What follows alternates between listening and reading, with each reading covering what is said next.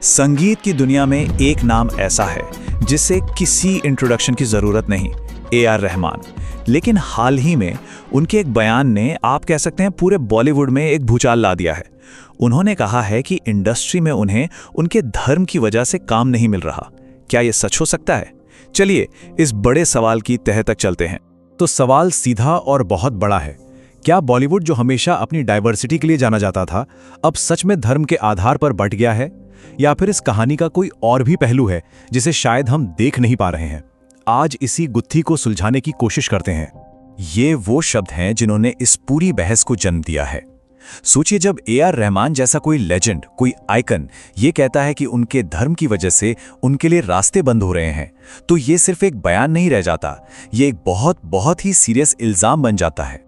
तो चलिए सबसे पहले इसी चौंकाने वाले दावे को थोड़ा और करीब से देखते हैं। जब रहमान जैसा कोई आइकॉन कुछ कहता है तो पूरी दुनिया सुनती है, ये तो पक्की बात है। लेकिन सवाल ये है कि क्या ये पूरी सच्चाई है या फिर कहानी का सिर्फ एक हिस्सा? अब देखिए, इस पूरी बहस में ना एक टर्म बार बार उछल रहा है, विक्टिम कार्ड। इसका मतलब क्या होता है? सीधा सा मतलब है कि जब कोई मुश्किल में हो तो वो खुद को एक पीड़ित की तरह पेश करे ताकि लोगों की सिंपैथी मिल सके। तो सवाल यही है, क्या रहमान सच में इंडस्ट्री के भेदभाव का शिकार हैं या फिर ये बस अटेंशन पाने का एक तरीका है?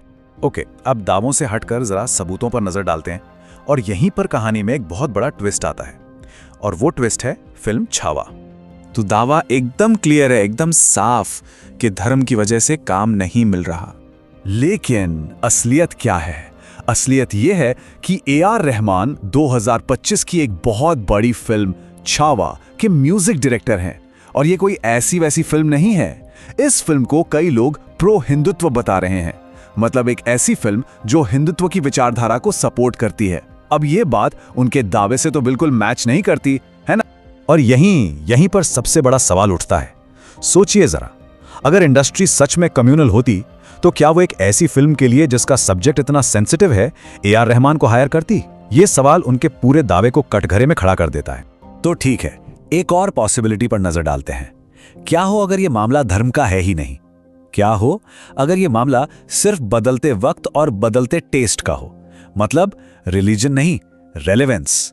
चलिए जरा रहमान के करियर ग्राफ पर एक नजर डालते हैं। 90s और 2000s का दौर याद है? रोजा, दिल से, लगान, रंग दे बसंती, मतलब लाइन लगा दी थी उन्होंने आइकॉनिक हिट्स की। लेकिन अगर पिछले 10 साल देखें तो तमाशा या अतरंगी रे जैसी अच्छी फिल्में तो आईं, पर वो पहले वाला कल्चरल इम्पैक्ट नहीं दिखा। और तो और छावा के म्यूजिक को भी लोगों से बस ठीक ठाक, मतलब एवरेज रिस्पॉन्स ही मिला है।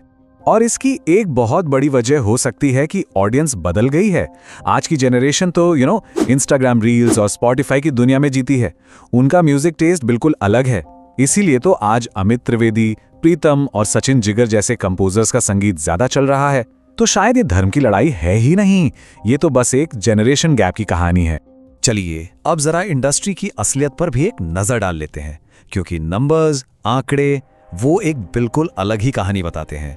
जरा इन नामों को देखिए, शाहरुख खान, सलमान खान, आमिर खान। अगर इंडस्ट्री सच में कम्युनल होती तो क्या आज भी बॉलीवुड के टॉप 3 स्टार्स यही होते? और सिर्फ एक्टर्स ही क्यों? म्यूजिक में सलीम सुलेमान, अम्माल और अरमान मलिक, जावेद अली, ये सब लगातार काम कर रहे हैं। ये नाम कुछ और ही कहानी कह रहे हैं ना।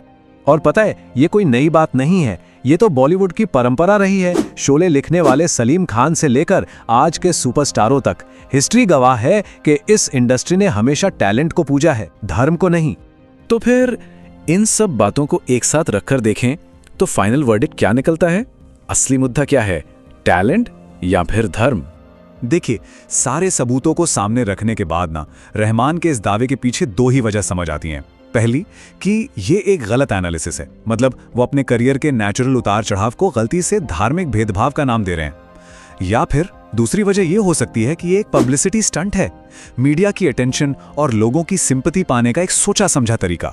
तो जो बात निकलकर सामने आती है वो ये है कि बॉलीवुड ने हमेशा टैलेंट और स्टारडम को हर चीज से ऊपर रखा है, चाहे हिंदू हो या मुस्लिम, इससे फर्क नहीं पड़ा। अगर ऐसा नहीं होता तो इतने सारे मुस्लिम आर्टिस्ट कभी भी टॉप पर पहुंच ही नहीं पाते। तो आखिर में बात बस इतनी सी है, बॉलीवुड टैलेंट देखता है, रिलीजन नहीं। ये इस इंडस्ट्री का डीएनए रहा है। बाकी सारी बातें शायद सिर्फ शोर हैं। तो आखिर में एक सवाल छोड़ जाते हैं, क्या ये सिर्फ बदलते वक्त की बात है, जहां नए लोग आते हैं और पुराने की जगह ले लेते हैं? ये तो हमेशा होता है। या फिर पर्दे के पीछे सच में कोई गहरी कहानी चल रही है जिसे हम देख नहीं पा रहे हैं? इस पर सोचिएगा जरूर।